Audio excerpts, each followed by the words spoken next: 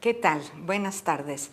Yo me llamo Ann Staples, soy investigadora del Centro de Estudios Históricos del Colegio de México, donde nos encontramos ahorita en el Salón Gauss del Centro de Estudios Históricos.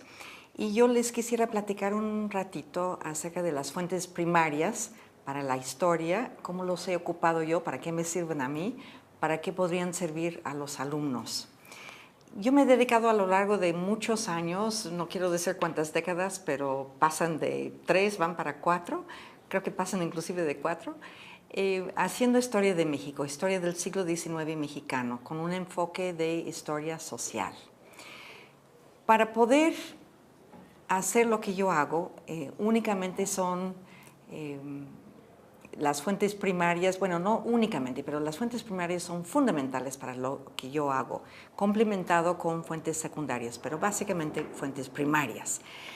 ¿Por qué tanta insistencia en esto? Bueno, el último libro que he escrito es uno que tiene que ver justamente con educación, la educación mexicana de Iturbide a Juárez. Todo el libro está basado en fuentes primarias, es decir, en cartas que mandan maestros, estudiantes a las autoridades, cartas de los padres de familia explicando que hay problemas, obstáculos, cartas de los ayuntamientos diciendo que no tienen dinero con qué pagar a los maestros, cartas de política o documentos circulares, bandos del gobierno insistiendo en que hasta en el lugar más pequeño de la República que se sigan ciertas políticas. Toda una serie de informaciones que nada más encuentro yo en los archivos. Pero ¿qué tipo de archivos? De eso les quiero platicar un poquito después. El caso es que este libro es un libro de investigación basado en fuentes primarias. Otro tema que me ha interesado mucho desde hace muchos años es la historia social de la minería. Cómo pueden los pueblos sobrevivir en tiempos de borrascas, cuando no hay mineral, cuando no sacan nada de la tierra, y tiempos de bonanzas, cuando todo el mundo trata de enriquecerse, unos lo logran y quedan ricos, que logran salvar su patrimonio, otros lo pierden el día siguiente, pero en fin, es parte de la vida y del desarrollo regional que es muy importante en México. Entonces tenemos este otro libro reciente que se llama Bonanzas y borrascas mineras, que tienen que ver con la provincia de La Plata en el Estado de México. Nuevamente es un libro basado en fuentes primarias. ¿Para qué sirven? Pues para escribir este tipo de libros. ¿Qué tipo de fuentes? Denuncias de propiedades mineras. Es un trámite que hace uno ante el gobierno para decir, yo encontré este lugar, que nadie más se mete ahí para explorar o explotar los minerales que yo he encontrado. Es una especie de protección para el minero. ¿Qué otras fuentes? Fuentes demográficas. He buscado información para saber cuántos niños estaban trabajando en las minas, cuántos niños iban a una escuela que se llama La Mina, es decir, bajar el tiro hasta los túneles de abajo y ahí aprender a sobrevivir en la mina. O trabajar en las haciendas de beneficio. Los niños eran una fuente de mano de obra sumamente importante y en ese sentido es una historia social, una historia de la familia, de la niñez, de las comunidades que se forman alrededor de los reales mineros. Entonces tenemos aquí otro libro que es a lo que a mí me encanta hacer, estudiar cuestiones de minería, basado el libro en fuentes primarias. También he trabajado durante todavía más tiempo las relaciones entre el Estado e Iglesia, justamente en el momento de transición entre el México virreinal y el México independiente. Se forma en cierto sentido una nueva iglesia en México a partir de la independencia de México. Una iglesia con mayores, más estrechas relaciones con Roma, porque antes era prácticamente una iglesia nacional donde se manejaba todo mediante el patronato real, con mucha injerencia de la corona. Para ese tipo de libro, que he escrito muchas cosas sobre el tema, pues tengo que ver archivos parroquiales, archivos de los cabildos catedralicios, otro tipo de archivos. Entonces, bueno, en términos generales son los 3 temas que he estado trabajando desde hace mucho tiempo. Aparte de eso, doy un curso que me encanta en la licenciatura del Colegio de Pedagogía de la UNAM, ojalá que sea un curso para los maestros que serán después maestros de los maestros, que aparte de estudiar la historia de la educación en México, ve en gran medida la historia hacia secas de México para poder ubicar lo que es la educación dentro de un contexto mucho más amplio. Y ese curso también es producto de la investigación primaria en fuentes primarias. Cuando falta un alumno al curso, me dice, maestra, ¿no hay un libro donde yo puedo ver esto? Les digo, pues con la pena, no, porque todo lo que yo les vengo platicando es producto del trabajo que yo he hecho en los archivos, en las hemerotecas, en distintas fuentes para la historia de México. Ya habiendo dicho eso de estos 3 áreas, que son mis áreas de mayor interés, quisiera pasar a platicar un poco de las fuentes. ¿Para qué son? Yo creo que es muy obvio, para tratar de entender la historia sin pasar por el filtro de otras opiniones, otros puntos de vista, las famosas glosas donde llega otra persona a hacer una especie de resumen.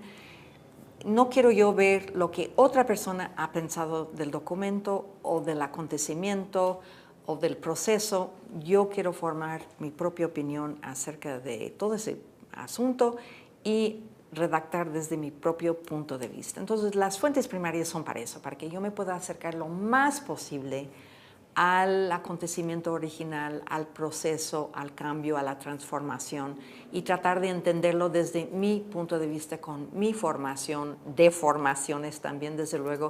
Es un proceso muy subjetivo y por eso cada generación hace su propia historia. Y es una razón por la cual los alumnos también pueden hacer y tienen que hacer su propia historia. Y por supuesto que tienen que basarse en sus impresiones personales y eso se logran a través de un estudio de las fuentes primarias. Entonces, ¿cuáles pueden ser esas fuentes? Quiero empezar con las fuentes oficiales. Es muy importante saber que en México los archivos son de muchos tipos, pero los archivos gubernamentales por lo general reflejan 3 acopios de información, por decirlo de alguna manera. Básicamente son archivos del ramo ejecutivo, el Archivo General de la Nación, el lugar sacrosanto para todos los historiadores, es un archivo ejecutivo. Ahí van a dar los papeles de la presidencia, los decretos ya firmados, el diario oficial que publica ya la información oficial. El Archivo General de la Nación en México es un archivo muy especial porque por distintos procesos históricos, sobre todo en el 19, mucha documentación eclesiástica ha ido a dar a este Archivo General de la Nación. Y un caso que me parece paradigmático es el catálogo de textos marginados novohispanos de la Inquisición del siglo XVIII y del siglo XIX, principios, por supuesto, del siglo XIX, porque la Inquisición queda abolida en México a partir de 1820. Este catálogo es absolutamente fascinante y yo acabo de presentar un trabajo aquí en un congreso sobre la independencia de México basándome en un documento que encontré en este catálogo, que después pude ver el documento completo, que habla de lo grave que les parecía a los realistas faltar a sus juramentos de lealtad y de fidelidad al rey de España. Un problema que hoy en día no nos preocupa en absoluto, pero si pensamos en el valor de la palabra, el haber dado la palabra de honor, haber jurado fidelidad para toda la vida, implica ciertos cambios dentro de la mentalidad, dentro de la sociedad, que van a tener cierto impacto ya en el México independiente. Pues acabo de poder trabajar este tema gracias a documentos que encontré en el catálogo de la Inquisición, que por cierto fue hecho en gran parte por investigadores de aquí del Colegio de México. Otra fuente que no está en manos del gobierno, que sigue estando en manos de la Iglesia, y se los enseño porque tiene una portada muy bonita, es el catálogo, es el archivo del Cabildo Catedral Metropolitano de México. Este tiene la documentación del Cabildo. El Cabildo es el órgano administrativo que maneja la diócesis, en presencia o en ausencia del arzobispo o del obispo en casos de diócesis. Entonces es una fuente maravillosa que apenas hemos tenido la información ya organizada para poderlo aprovechar cabalmente. No son más que dos ejemplos, pero hay una infinidad de archivos parroquiales que nos ayudan mucho a entender y a cruzar la información con archivos oficiales. Parte de este problema de las fuentes primarias es que la única manera de aprovecharlos cabalmente y de confiar en ellas es cruzando la información. Cuando yo encuentro un problema descrito en la Inquisición, nuevamente descrito en el archivo de la Catedral de México, y también lo encuentro tal vez en un periódico o en correspondencia o en un archivo judicial, empiezo a juntar los pedazos del rompecabezas y poco a poco voy viendo por dónde va el verdadero problema, qué es lo que realmente fue o lo más cercano a lo que yo puedo saber de lo que realmente fue y qué es lo que dicen, que no siempre es lo mismo. Entonces, parte del trabajo del historiador es desarrollar un sexto sentido para leer entre líneas y saber, contraponiendo una fuente contra otra, por dónde probablemente estuvo el problema. Después tenemos otra categoría que son los archivos privados, documentación, cartas que están en manos privadas. Pueden ser testamentos, escrituras, correspondencia epistolar, poemas, una colección de novenarios que guardó la familia. Puede tener de todo, pero son archivos extraordinariamente ricos y algunos están abiertos a los investigadores. Lo mismo las bibliotecas. Hay muchas bibliotecas privadas en México que tienen a veces libros que no encontramos en las bibliotecas públicas. Otra fuente que me gusta mucho porque cualquier niño podría aprovecharlo casi en cualquier comunidad, que son los camposantos, los cementerios. Ir a un cementerio y apuntar los nombres, las fechas y lo que dice cada tumba y juntarlos todos en un escrito, en un índice, puede dar pie a entender mucho más acerca de la comunidad de uno mismo. Y tenemos un trabajo en particular que les quiero mostrar también como ejemplo de lo que es una fuente primaria, porque no es nada más el documento del archivo, hay muchas otras cosas que pueden ser fuentes primarias. Tenemos aquí un pequeño índice del panteón inglés que está en Real del Monte. Los mineros ingleses empezaron a llegar como en 1824 a Pachuca y a Real del Monte. Venían de Cornwall, de una zona de Inglaterra, y muchos llegaron para morir aquí. Y dicen que el cementerio, no lo he comprobado, pero dicen que el cementerio está orientado hacia Inglaterra. Es un trabajo que se llama The British Cemetery, está en inglés porque vinieron unos ingleses a hacer el trabajo. Pasaron 2 años limpiando las tumbas y amputando el nombre de cada persona que había muerto ahí, su edad, las estadísticas vitales y muchas veces algún despido, algún recuerdo de la familia para la persona que había muerto tan lejos de su tierra.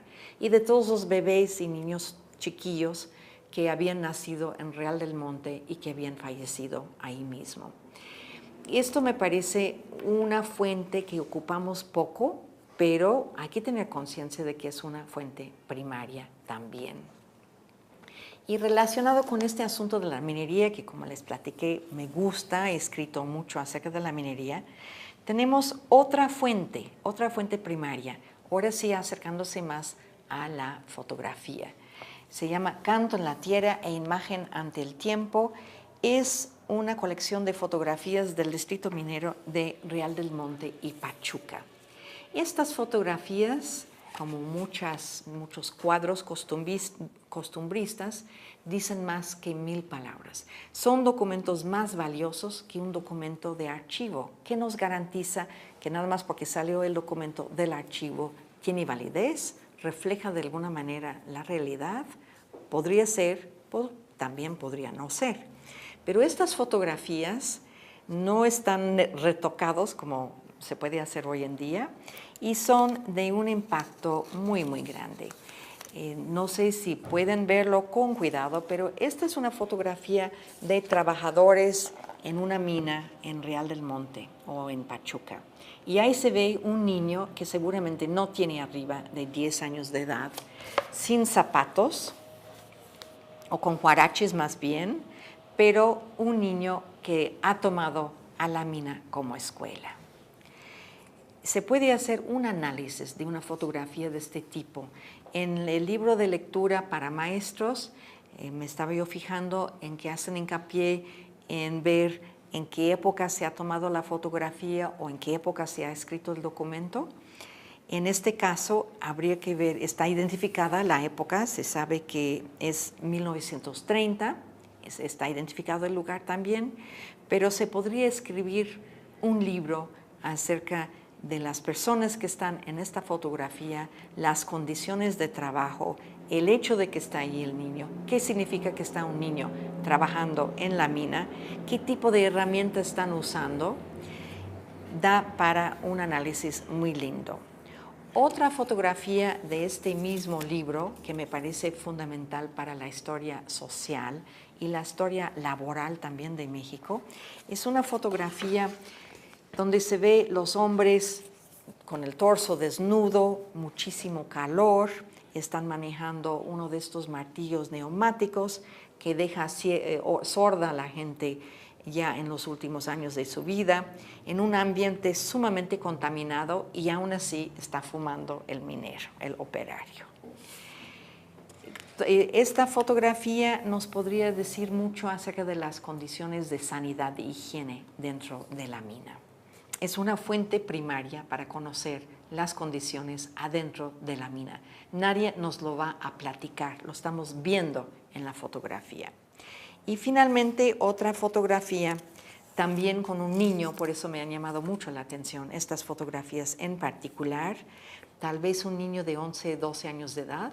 Hay que recordar que a los 14 años de edad, todavía en el siglo XIX, ya un niño era adulto y ya tenía que aceptar las responsabilidades de un adulto y trabajar el mismo número de horas y en las mismas condiciones que un adulto.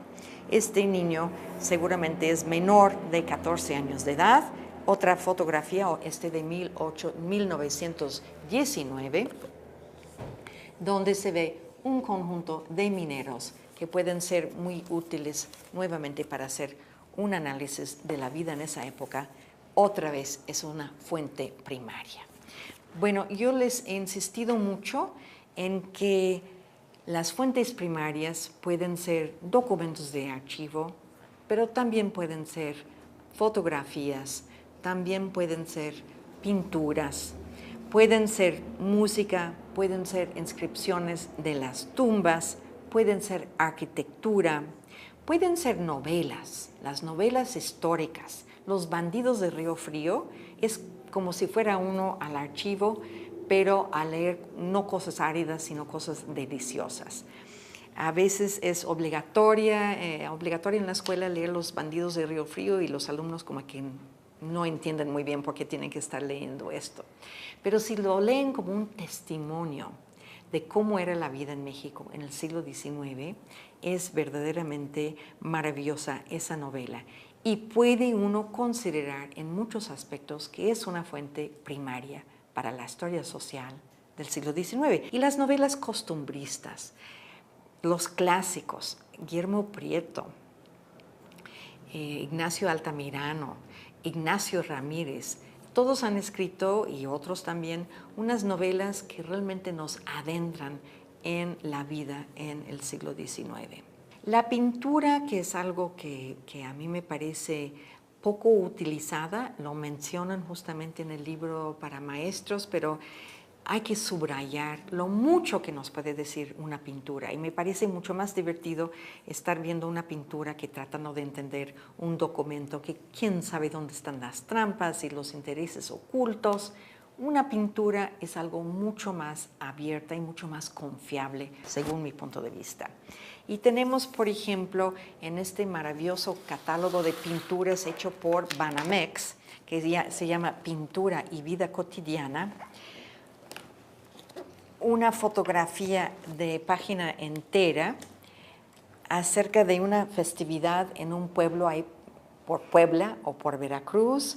Está el torito, le están correteando a la gente del pueblo, se ve que es un día de fiesta, hay un niño aquí que está viendo el asunto, están tocando, la banda del pueblo está tocando.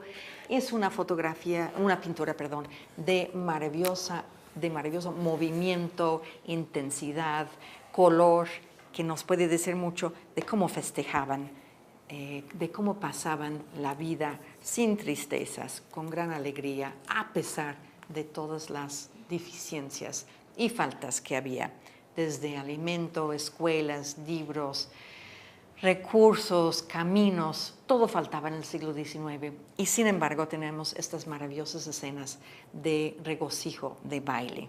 Otra escena de baile que verdaderamente me parece maravilloso, el jarabe hecho por Manuel Serrano. Me interesa especialmente porque ahí está tocando una mujer, una guitarrita, es un poco más grande que una jarana, su compañero que está atrás está tocando la jarana, las mujeres están bailando, enseñan casi todo el pie, que se suponía que era un poco atrevido en aquel entonces. Está el pulque, el bote o la cazuela de pulque con un vaso de pulque a un lado. Un documento de este tipo que tiene tantos elementos pictóricos y tantos elementos históricos pueden dar pie para que los niños que reconocen, sobre todo los que viven en un ambiente rural, reconocen un ambiente de este tipo y pueden explicar muy bien cuáles son los elementos y qué significan. Y esto se convierte entonces en un documento, una fuente primaria. Otra pintura que por la representación de las distintas mujeres, me parece también que puede servir para toda una clase sobre documentos primarios o fuentes primarias, es esta pintura de una cocina poblana, donde no están ocupando mesas, sino que están moliendo sobre el piso, claro, por la fuerza que tiene uno que echarle a la mano del metate para poder moler o el cacao que es tan duro o el frijol seco, que es lo que tienen aquí. Este guacolote que está a punto de que le tuercen el pescuezo para que lo metan en un sabroso mole, las cazuelas de la cocina poblana, en fin, tiene muchos elementos maravillosos. Y bueno, esta escena de las consejas que le está dando a la jovencita una mujer más grande, puede uno soltar la imaginación a ver como de qué cosas le está diciendo. Seguro que le está diciendo que ese novio no le conviene o que a lo mejor sí le conviene. Y finalmente quisiera mencionar otra cosa que a mí me parece maravilloso, es la música del siglo XIX, el romanticismo. Estamos en plena época romántica, ya declaradamente así, en la segunda mitad del siglo XIX. Y qué mejor para ir entendiendo eso, que es algo que tiene que ver con lo sensible, que escuchar música de piano del siglo XIX. Y tenemos esta grabación hecha en la UNAM, la música de Tomás León, tocado por María Teresa Frank en el piano. Y otro volumen que también es muy bello, un recital de música de Felipe Villanueva, tocada por Eva María Zuc. Ambos ayudan a adentrarse en el sentir del siglo XIX. ¿Y para qué queremos saber nada más quiénes eran los generales o cuáles eran las fechas o cuándo por fin se trajo el ferrocarril a México? Bueno, sí es interesante cuando llegó el telégrafo, estoy de acuerdo, pero también cómo se escuchaba la música, qué paso se bailaba en los bailes populares, cómo era la moda, no nada más de esas señoras tan estiradas porfiristas con su moda francesa, sino cómo estaba la moda en los pueblos, qué impacto tenía eso en los extranjeros que iban llegando. Para terminar, nada más quisiera yo invitarles a ver el entorno y ver qué cosas en ese entorno pueden funcionar como fuentes primarias para la historia de México, sin sentir que tienen que ir a un archivo y estudiar un documento. La vida está rodeada, está llena de cosas materiales y no materiales que nos ayudan a entender el siglo XIX mexicano. Gracias.